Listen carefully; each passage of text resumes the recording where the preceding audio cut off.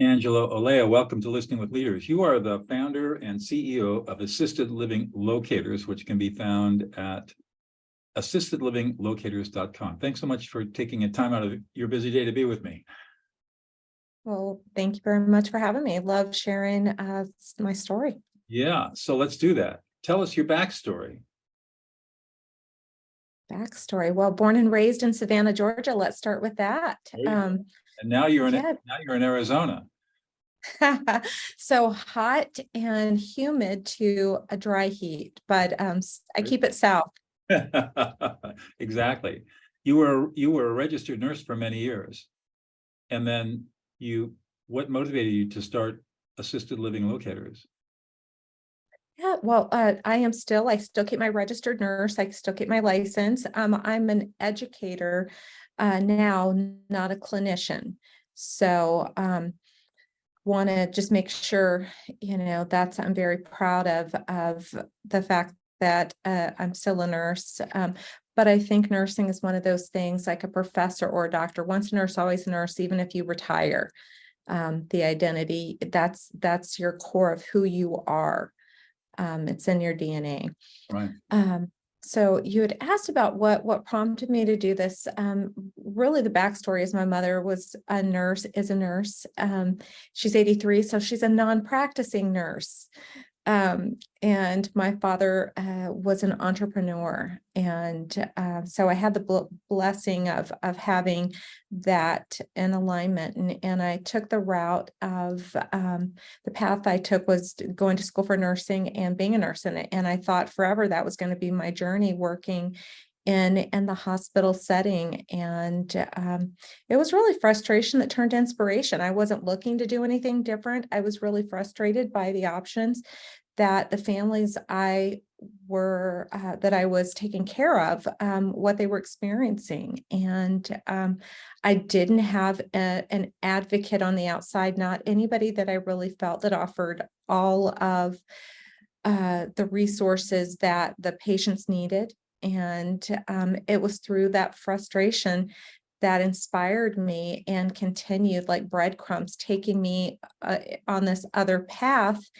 I truly thought I was going to go through the fast track of being an administrator of a hospital and working in there. I did not see at that time, but when I ultimately stepped away, the more I learned about this and still being a servant leader and working with seniors, I knew 100% everything I'd ever done up to that point was preparing me for my next phase of leadership and still practicing taking my nursing into pivoting those skill sets to a entirely different realm.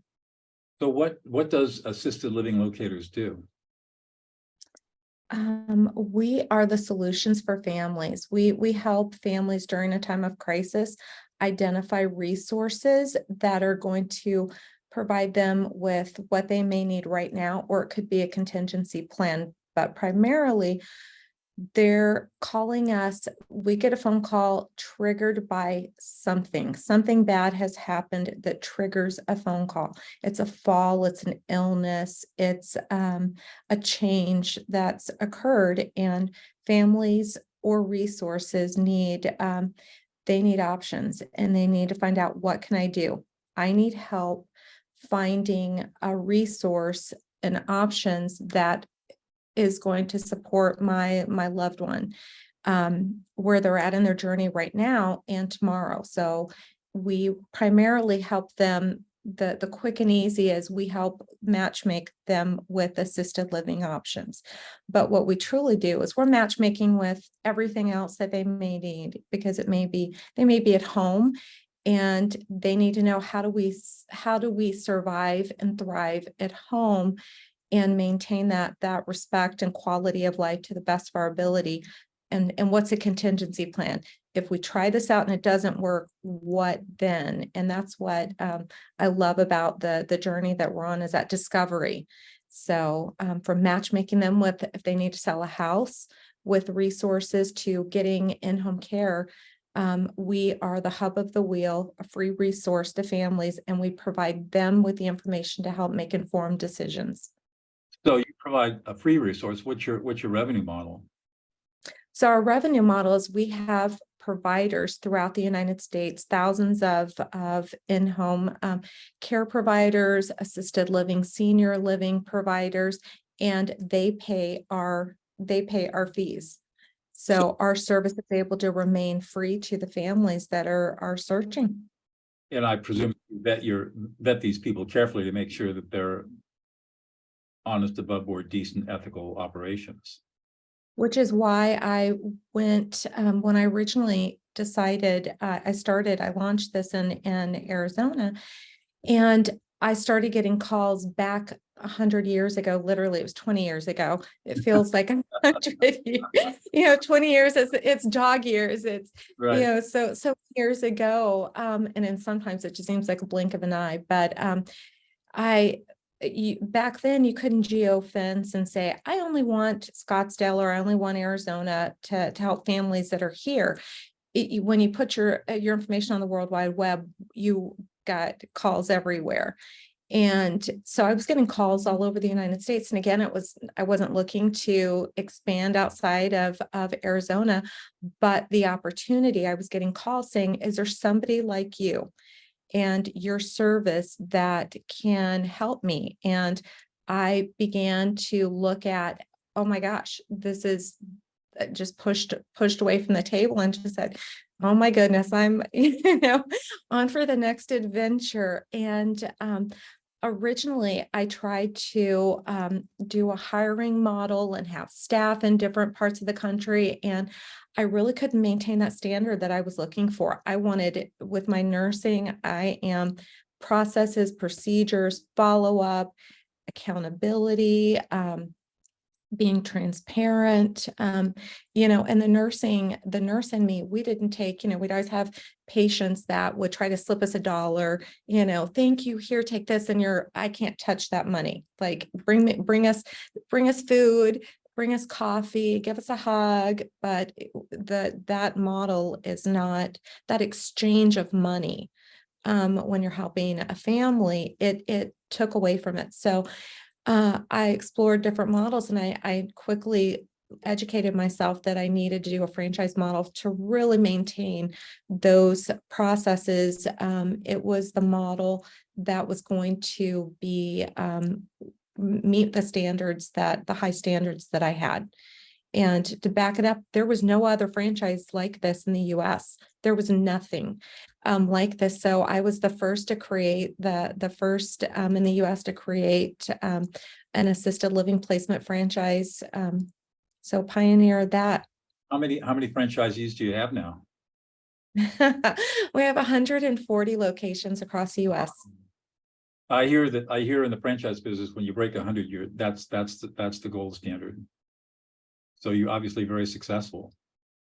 Yeah, it for me, it was every office was equally important. Like having children. I don't know if you have children, but boy, you just love each one of them. And a number 100 and 140 there, it has its own challenges versus the first model. But I can tell you, we've got it down pat.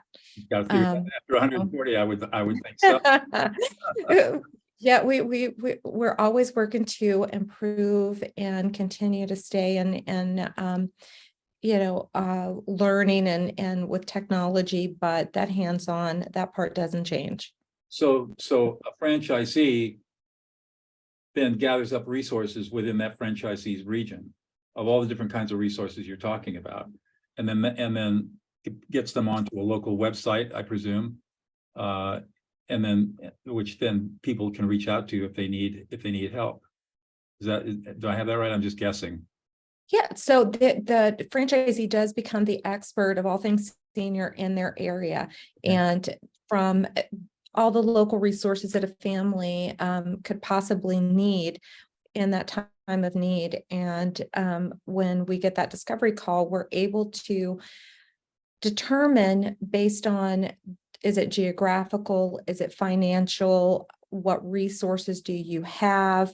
And so they're really putting together through that discovery process a plan in place. And it is the expectation is if it's a provider, a property, then they physically go to the property, they meet the property, they find out. They also do an inspection online to get a history, but that's a tool. It is not, it is a resource, but that is not you cannot judge the book by a cover.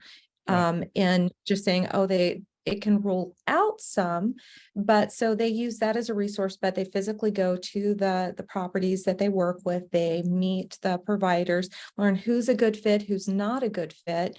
And really, what is that personality of that property? And so we have a detailed proprietary database that we see things on the back end, and we're able to say, does it have a roll-in shower?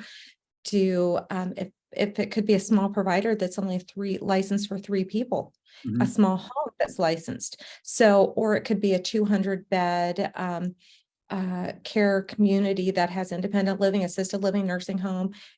We have all of the details, and we're contracted with the largest providers in the US. So typically when a franchisee launches, depending on where they're launching, we're already going to have some existing relationships in place through our national partnerships. However, their responsibility is to meet and greet and do their own research, because it may be just because we have a contract doesn't mean they're necessarily going to work with them, Right. because it may not meet their local standards. So that's part of our training that we do. And we have ongoing training twice a month, every month. All of our franchisees have to be dementia certified. They take a certified senior advisor course and pass an exam, have continuing education units.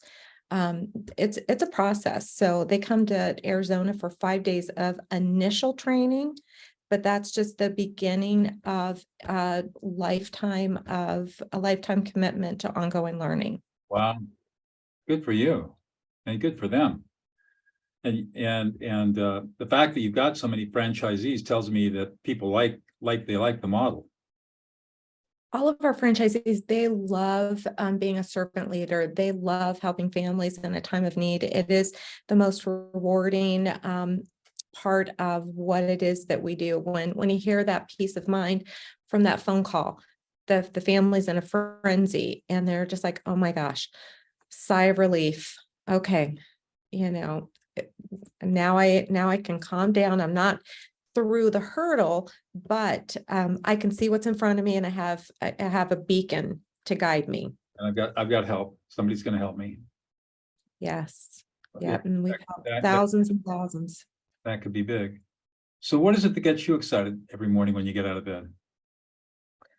Boy, I'm a pretty hyper person, and I wake up, I'm a morning person. So I have a journal by the bedside. And so it could range from opportunities to for our franchisees to how can they intersect with more families, and on a scalable, if I've got something that's working in a different area, how do I get that across the board introduced? It could also be I spoke before 9 o'clock this morning. I'd already spoken with 2 franchisees that are on the East Coast, and really helping troubleshoot, some different issues that they were going through. One, at a professional juncture, kids are changing, really looking at the next phase of their journey and wanting to know, what does that look like? And then another franchisee just with dynamics of a family, because I did hands-on. I owned my own franchise for 16 years. And there wasn't a scenario that I didn't see, and being able to break it down into bite-sized pieces. So that still excites me, that, it's helping them understand how they can be part of that process and really untangle some of those knots that perceive as, permanent, and they're not. So you get excited teaching people how to deal with thorny problems that you've seen over and over again, and you know how to deal with it, and teaching them how to deal with it gets pretty exciting.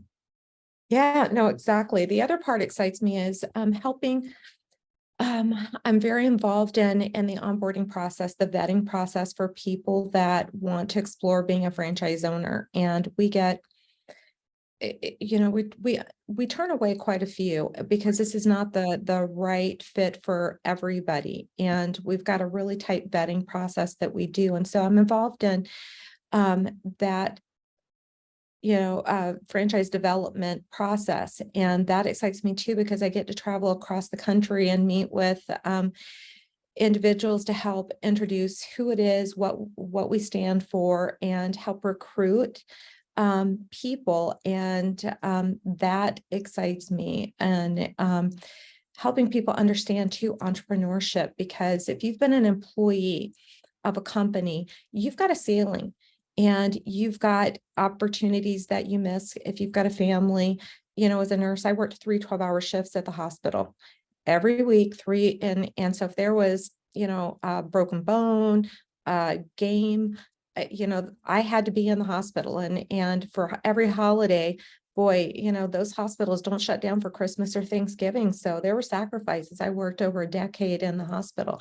And so being able to, work with prospects and help them, really understand what entrepreneurship, what this offers. And there is no ceiling financially on what you could potentially can make. And the flexibility of really being an owner of your time and understanding that time management of what this is going to afford for them, and the ability to work from home. And then to top it off, if they've got franchisees in each state and they've got properties, thousands of properties in every state, make a visit to those properties, because that could be a tax deduction. So, helping them, really providing them with resources of understanding all of the aspects of entrepreneurship, that could be in front of them, and then watching that journey of people really breaking through, and when it really opens up for them. And so I love that part of it. How would you describe your typical franchisee? We have as young as 26 and as old as 68. And I tell you, in the top, top performer, meaning that they help the most families. And probably 55% female, 45% male, but all of the age gamuts, from all different backgrounds, from a snow plower in Indiana to Wall Street, somebody from Wall Street, to nurses that have left the hospitals. So all different aspects, every different background you can imagine. And that's fun too, to really see, how do you transfer? One of the things I love doing is, how do I transfer? What skill sets are you bringing that we can now build upon? So for instance, in Connecticut, that is, we've got Mimi, and Mimi came from Wall Street, and boy, the level of detail, she's able to sit down with the families and show them financially how they can afford it, what to expect. And her resources, she's got a lot of financial advisors that refer to her when it's time. And so she's taken her skill sets to the next level. And that's just one example of somebody who you would not typically think, how do they, so a nurse may have an advantage in the beginning in this process. She's going to understand, he or she is going to understand the lingo of your patient in the hospital, you're a resident when you move into assisted living, you're a client when you're working with us.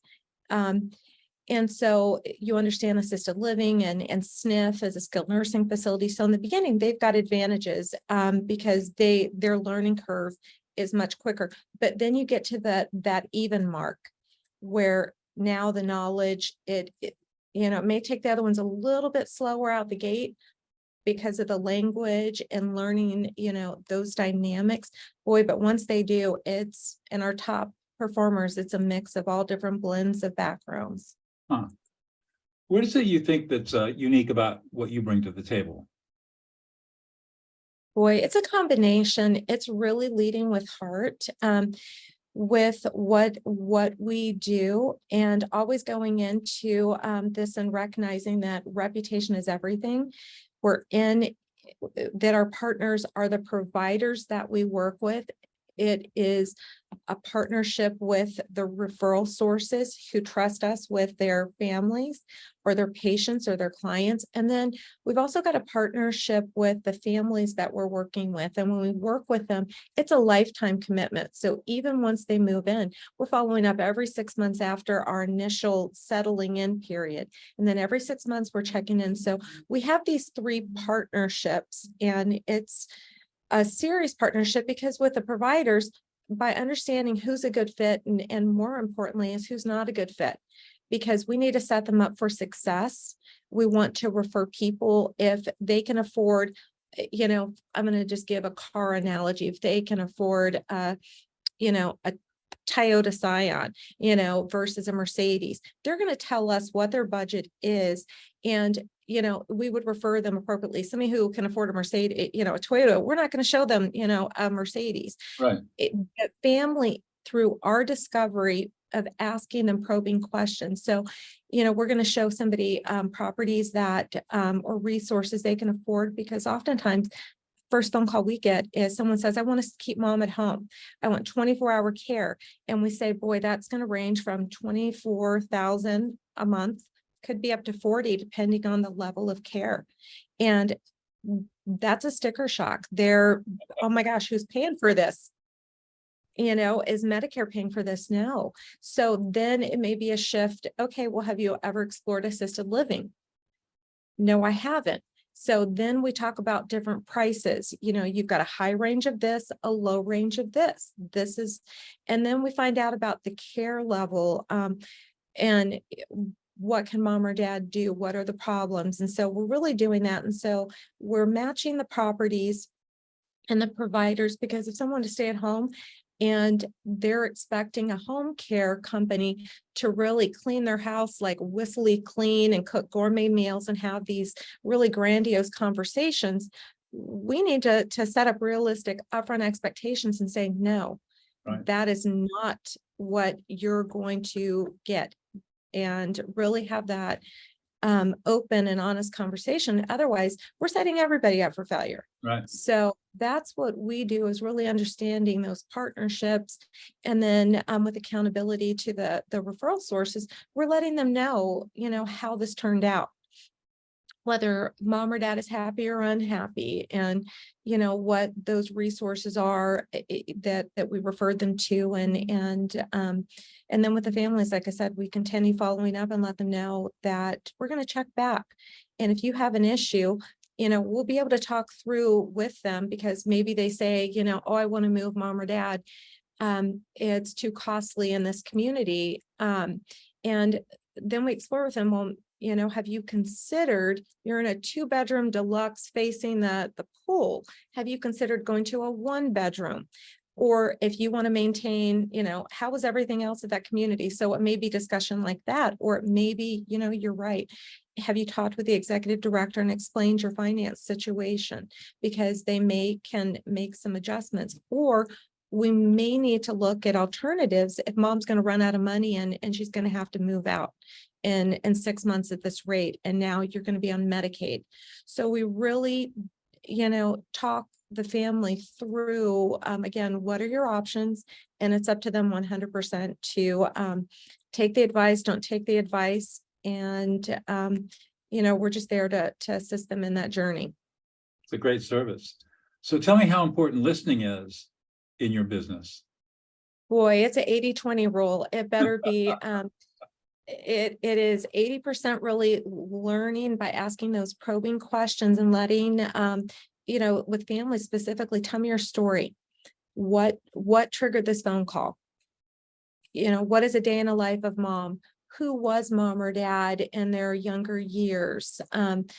From likes to dislikes, what's worked, what hasn't worked, who's involved in this process with you? Are you the decision maker?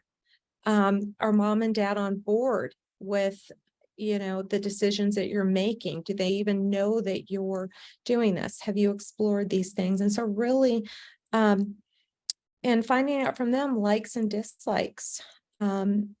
Because that's going to help us narrow down the options to best choices and not be time wasters, for them. And equally important, it's with the properties that we work with, the providers. So I explained, we've got small residential homes that it's a very different situation.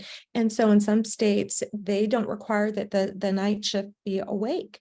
You just need to be responsive to needs, expected and unexpected. So you might have live-in staff that are husband-wife team that might live in that, and it's a very home-like situation.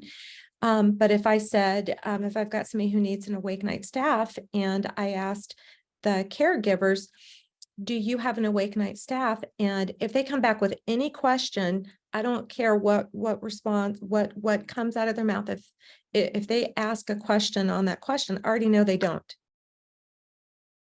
So in our training, it's learning to understand what is said and what's not said, and how to interpret the responses that you get, and being prepared. Again, it's setting the upfront expectation, because in that situation, if I'm asking for an awake night staff, that means mom's up at 3 a.m. because she wants a snack and she's sleeping during the day. She might have dementia, it might be one of those really rotated where she really does need an awake night staff.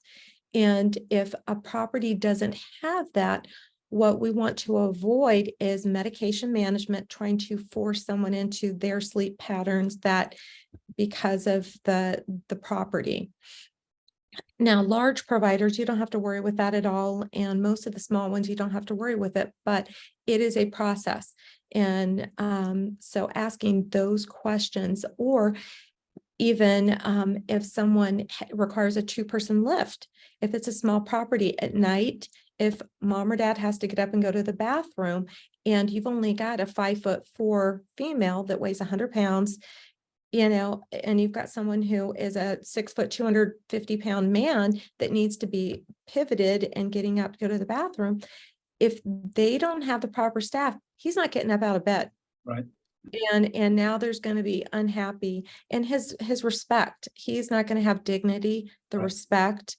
And so we really do these asking those little questions that families don't know how to really do that in investigation. And we're not investigating to be punitive. It's investigating to set up everybody for success. Right. It's so interesting in listening to you, because professionally, I'm a lawyer turned peacemaker. And I've dealt with many, many family conflicts around the elder care. And the questions you're asking are the ones that I'm always asking, and when I'm mediating in family disputes, which is kind of the reason why I knew, of course, that 80-20 would be right. In your business, listening is everything, just as it is in mine. So it's fascinating. But the conflicts that arise over elder care they're everywhere, and I'm sure you guys see plenty of it. Siblings that can't agree on how to care for mom and dad. Mom and dad don't want to move, and the adult children want to honor them, but on the other hand, they got to deal with the pragmatics of the situation. I mean, all kinds of fights come out over everything, and I'm sure you've seen it all. Yeah, and that's why really, who is a decision maker? And another example of what if I'm working with an adult child who is a decision maker, and maybe they do have siblings, and when it's time to move mom or dad, and she says, well, my brother doesn't see them, so I think I'm going to move my folks near my brother so that he will see them more frequently. And a question that we would ask is, where are your mom or dad's doctors while they're near me? And and so we really say, if your brother is not seeing them right now, and you're trying to make a sacrifice to get them closer to your brother, thinking that that's going to prompt him, you're going to be, it is going to be another move, because in our experience, that's not going to happen. If you wanted to see him, it'd be a priority right now. Focus on you. Get your family near you, make it convenient for the best setting near you. as a decision maker, put yourself first, put your family first, not your brother, put your parents. And so really having, and I can kind of pivot that to same thing with a church. If they've got a church or they've got neighbors that go and visit and they want to move mom in that same neighborhood, but that's an hour away from the daughter who is now the key influencer and responsible party. And we will discourage that. And we will say, the visits will slow down. The visits will ultimately start, the neighbors will slow down their visiting. So bring your loved one near you so that you can develop and have that convenience of you stopping in and seeing, and they're going to establish a friendship and a bond with their neighbors within their building. Right. But if you have to drive an hour because you think that, 2 or 3 neighbors are going to consistently go and visit, that, in our experience, that dwindles. And so it may be a 2-move process. If you want to do that, we support you, but no, in 6 months, you're going to be making another move. Right. So as long as you're okay with that, then we support you, but we want you to make informed decisions based on, our experience. Right. One last question, and I'll let you go. What's the one thing about you, Angela, that we would never know about unless you revealed it to us? Boy, I'm a grandmother. Really? You don't look old enough. So How many grandchildren do you have? I have 3. Wow. Good for you. And they're the joy of your life, aren't they? Boy, I tell you what, I call my A team. So I'm Angela Marie Olea, and the oldest is Angel Marie Olea, Aurora, and Abigail. And so I have 2 3-year-olds that are a day apart, and then a 9-year-old. And so no, I'm not going to lie, I was a very young mom.